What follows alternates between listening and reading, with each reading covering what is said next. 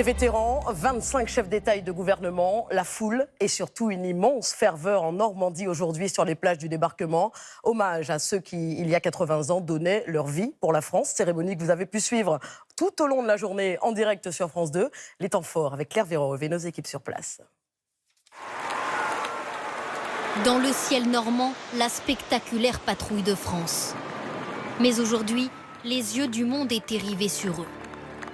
Ces vétérans britanniques, canadiens, américains, français, acclamés par la foule et par une vingtaine de chefs d'État. Ultime reconnaissance, Emmanuel Macron leur décerne la plus haute distinction. Au nom de la République française, nous vous faisons chevalier de la Légion d'honneur. Malgré leur âge, ils tiennent à se lever. Les voilà décorés à Omaha Beach, là où 80 ans plus tôt, ils ont fait basculer le cours de l'histoire et le destin de la France. Comme en 1944, c'est aux premières lueurs de l'aube que ce D-Day a débuté. La reconstitution se fait devant une foule fascinée. Certains se sont levés à 2 h du matin pour voir la grande histoire se rejouer devant leurs yeux. C'était une belle occasion de venir rendre hommage à tous ceux qui ont donné leur vie pour la France, libre. Dans les rues des villages normands, 1 million de visiteurs. L'esprit du débarquement semble plus actuel que jamais. Cette année, c'est exceptionnel. Jamais vu autant de monde. Même le long des routes, il y a du monde pour tenter d'apercevoir le roi Charles III et la reine Camilla. J'ai la reine en photo, c'est super! La liesse et le recueillement au mémorial de Vers-sur-Mer. Devant les noms de chacun des 22 442 soldats britanniques morts pour libérer la France, le roi a une pensée pour les résistants, en français. Nous ne manquerons jamais de rendre hommage au courage et au sacrifice incroyable des hommes et des femmes de la résistance française.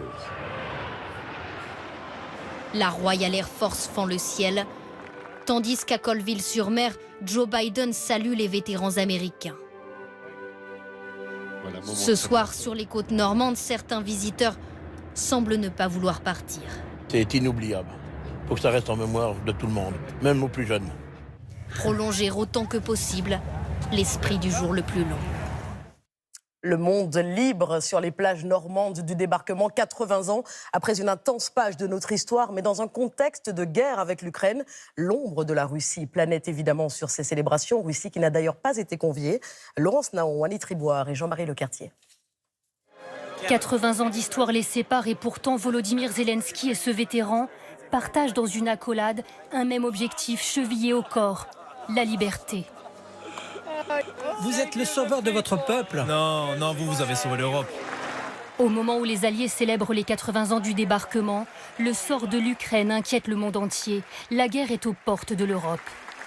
Accueil chaleureux du couple Zelensky par le couple Macron et applaudissements nourris à leur arrivée à Omaha Beach. L'occasion de montrer le soutien indéfectible des Occidentaux aux Ukrainiens. Sur la photo de famille, un grand absent, la Russie. Vladimir Poutine n'a pas été invité, pas même une délégation pour le représenter. À la tribune, le président français salue la combativité de l'Ukraine. Merci au peuple ukrainien, à sa bravoure, à son goût de la liberté. Nous sommes là et nous ne faiblirons pas. Quelques heures plus tôt, c'était Joe Biden qui fustigeait l'agresseur russe. L'Ukraine est envahie par un tyran avide de domination. L'Ukraine se bat avec un courage incroyable, subissant d'énormes pertes, mais ne plie pas. Volodymyr Zelensky en appelle une nouvelle fois aux Occidentaux. J'espère que les Alliés seront à nouveau unis à nos côtés pour se battre pour la démocratie en Ukraine et partout en Europe. En ce 6 juin 2024, l'Ukraine connaît son 834e jour de guerre. Beaucoup d'émotions durant cette journée de commémoration à laquelle participaient quelques 200 vétérans. Beaucoup aujourd'hui sont centenaires, vous l'avez vu lors des retransmissions en direct, mais ils n'ont rien oublié, marqué à jamais, avec ce besoin aussi de transmettre, de raconter, de témoigner. Marianne Buisson avec Julien Delage. Le retour d'un héros qui pose avec les enfants et se fait interviewer. Warren Goss, 99 ans, l'un des derniers vétérans, Everything okay, Warren? nous raconte son 6 juin 44. Ce jour-là, il a vécu l'enfer du débarquement. À l'époque, je ne me rendais pas compte que c'était important. Quand je me suis engagé, j'étais un môme. Je n'avais jamais quitté ma famille. C'était une sacrée aventure pour un gamin de 18 ans. C'est avec l'histoire qu'il a rendez-vous. Sur la plage d'Utah Beach, il débarque avec la première vague. Quand la porte s'est ouverte, les deux types devant moi se sont fait tuer immédiatement. Ils n'ont même pas eu le temps de descendre. Quels sont vos souvenirs? D'abord, j'ai de l'eau jusqu'à la poitrine. Je tiens mon fusil en l'air et puis je me lance. Dans l'eau, je me suis baissé un peu, je me suis relevé. J'ai avancé tout doucement, ça m'a pris du temps pour aller jusqu'à la plage et à un moment j'ai couru. Il y avait ce gars qui s'est fait tirer dessus juste devant moi, blessé à la jambe. Sa jambe était en lambeaux. Il a essayé de se relever 3 fois de suite et il n'a pas réussi. Je n'ai rien pu faire. Pendant les entraînements, on nous avait dit « Ne vous arrêtez jamais. S'il y a un camarade à terre, vous l'enjambez et vous courez. » Bien sûr, on savait qu'on pouvait mourir. Ça pouvait tomber sur vous, sur moi, qui pouvait savoir? Seul le bon Dieu décidait. Il a décidé de me sauver. Est-ce que vous êtes un héros? Mon Dieu, non. Je ne pense pas ça. Les héros, ils sont tous au cimetière. Le petit gars de Pennsylvanie avait promis à sa mère de rester vivant. Il a tenu sa promesse. Dans ce contexte, sachez qu'un Français a été arrêté à Moscou. La commission d'enquête fédérale russe l'accuse d'avoir collecté des informations militaires. Une enquête pénale a été ouverte contre lui par les autorités du pays pour violation d'une loi russe sur les agents étrangers. Et dans le même temps, je vous en parlais en titre, en France, c'est donc un russo-ukrainien de 26 ans qui est ce soir en garde à vue à la DGSI, Direction Générale de la Sécurité Intérieure. Selon le parquet antiterroriste, il préparait une action violente. Du matériel destiné à la fabrication d'engins explosifs a été découvert dans sa chambre d'hôtel. Éric Pelletier, Kylian Prévost avec Hervé Pozzo.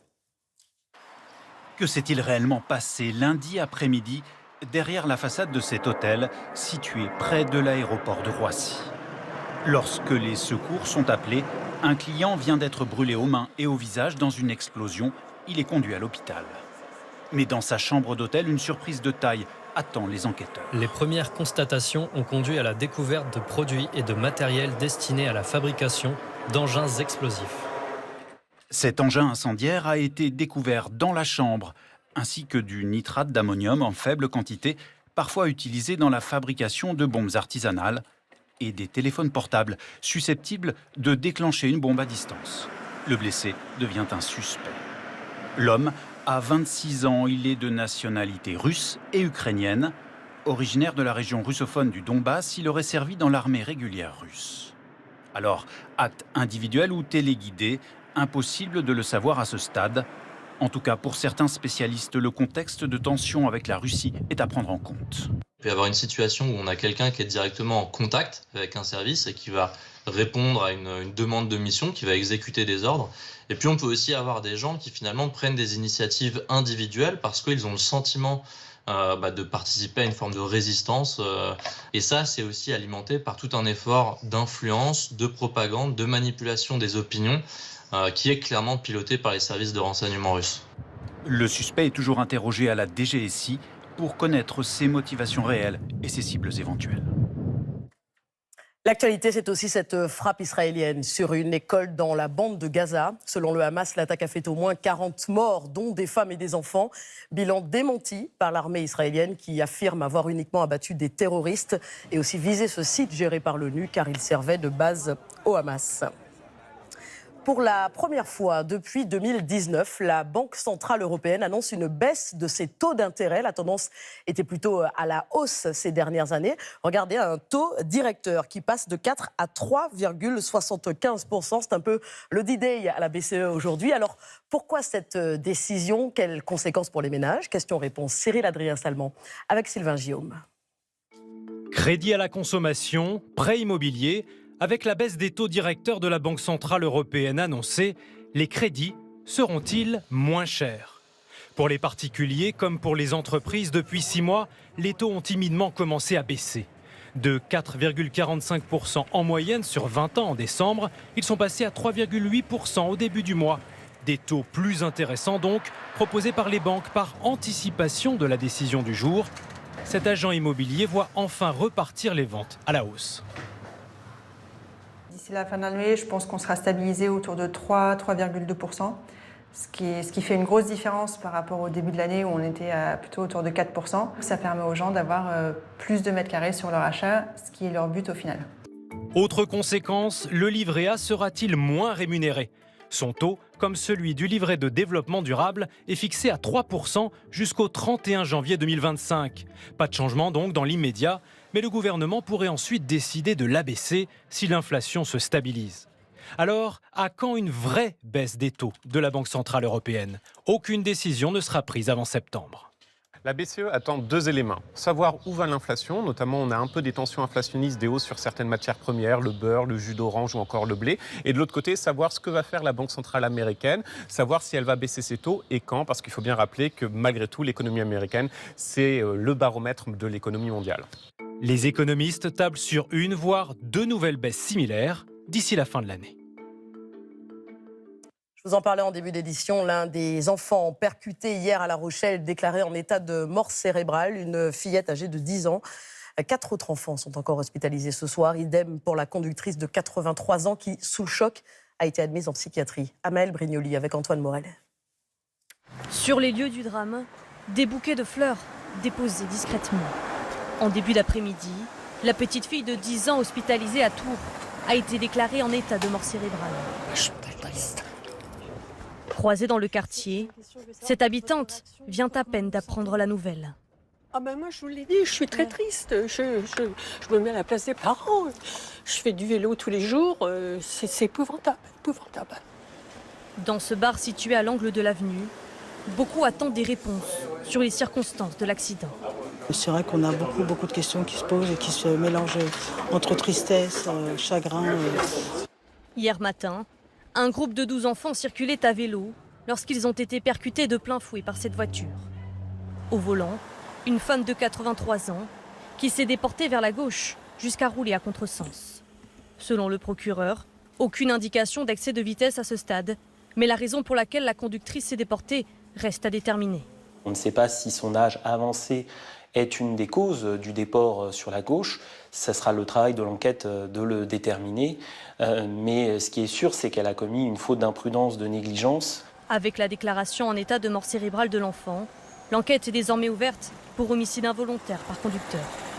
La mise en cause est toujours internée en unité spécialisée. Elle n'a pour l'heure pas été entendue par les enquêteurs. Allez, dans une poignée de secondes, comme prévu, l'interview d'Emmanuel Macron. Anne-Sophie Lapix est à Caen. Bonsoir Samassoula. Quel grand thème ce soir lors de cette interview? Eh bien, évidemment, la guerre est aux portes de l'Europe et Emmanuel Macron n'a pas manqué de le rappeler aujourd'hui. Le soutien à l'Ukraine est total. La présence émouvante de Volodymyr Zelensky nous l'a montré aujourd'hui. Le président va marteler cela ce soir. Il va également peut-être clarifier ce qu'il en est de l'envoi d'instructeurs français en Ukraine.